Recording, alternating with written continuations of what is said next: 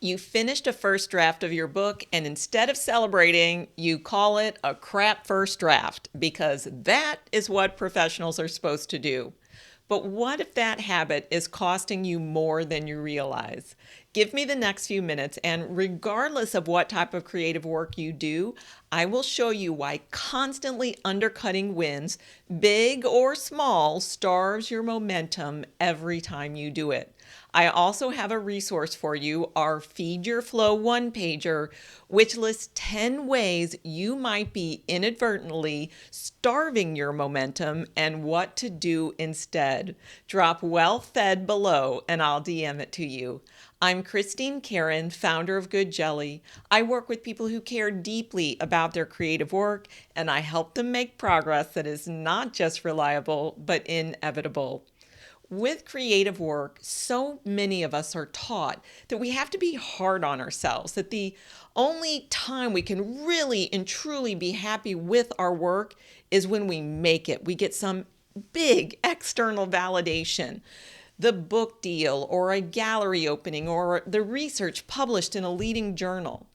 Anything prior to that isn't good enough to really be celebrated, and in some cases has to be disparaged. The most perfect example of what I mean by that is from the writing world, and that idea that you have to say that your first draft is crap. Such disdain is actually seen as a sign of professionalism. The thinking is that dissing an early draft supposedly does two things: spur us on to tackle the revision and short circuit the inner critic before it gets started. But the reality is, it does neither of those things, and in fact has the opposite effect on both counts. Here's how that played out with one of my clients. Let's call her Maya. Maya got the first draft of a historical novel done. It was the first novel she'd ever written. But she had stalled on the revision, even though she had gotten really encouraging feedback from an editor at a conference. Whenever Maya talked about that first draft, though, she always called it a total failure. Now, she was doing exactly what she thought professionals are supposed to do, saying her first draft was crap. But was that helping her make progress? No. And clearly her inner critic was alive and well, because at that point, her first draft wasn't even just crap, it was a total failure. So, is it really a win over the inner critic if we're doing its job for it? And if dissing a first draft is the professional thing to do, why wasn't it helping Maya make progress? The reason is that when you keep telling yourself that the progress you make is not good enough, that kills confidence, motivation, and momentum. Let's be real. If you finish a first draft of anything, a book, a piece of art, a research project, you have made massive progress. So many people would love to be able to say they got as far as you did. But the supposed professional thing to do is to turn around and tell ourselves, too bad, so sad, what you just got done sucks? Here's how this resolved for Maya. We were working on other fronts that were helping her get back into flow with the revision. But one day, when she repeated again what an utter failure her first draft was, I asked her a question. I'm curious. Was there anything you learned from finishing that first draft? She paused and thought, and then she said, well, yeah, that draft really taught me about story.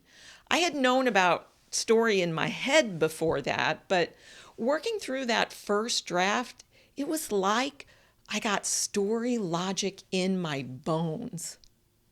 Then there was another pause. She looked at me and I looked at her, and then we both started laughing. Maybe, I said, it's time you stop calling that first draft an utter failure every time you talk about it. And Maya not only did that, she also decided to do a retroactive celebration to honor the accomplishments of finishing a first draft and getting story logic in her bones. That celebration became a major boost of motivation and was a big part of her getting back into full flow with that revision. It is neither professional or even useful to call your first draft of anything crap. Instead, celebrate the heck out of it. Use that extraordinary achievement to boost and motivate you to keep going. That's the way you start generating long-term sustainable staying power on the creative adventure. Finishing a first draft can be a huge springboard as long as we don't yank the springs right out from underneath it by calling it crap. Celebrate the big wins like a first draft and all the interim steps in between. Every hard-won sentence, paragraph, scene, and chapter from raw first draft all the way through the draft that is polished and ready to greet the world. Whenever you claim progress, instead of dissing it, you're fueling your motivation and momentum. You don't have to wait for outside validation. When you validate yourself and your progress, you're boosting your ability to stay on the creative adventure no matter what. And remember, if you want our Feed Your Flow one-pager for even more ways to feed your flow, drop well fed below and I will DM it to you.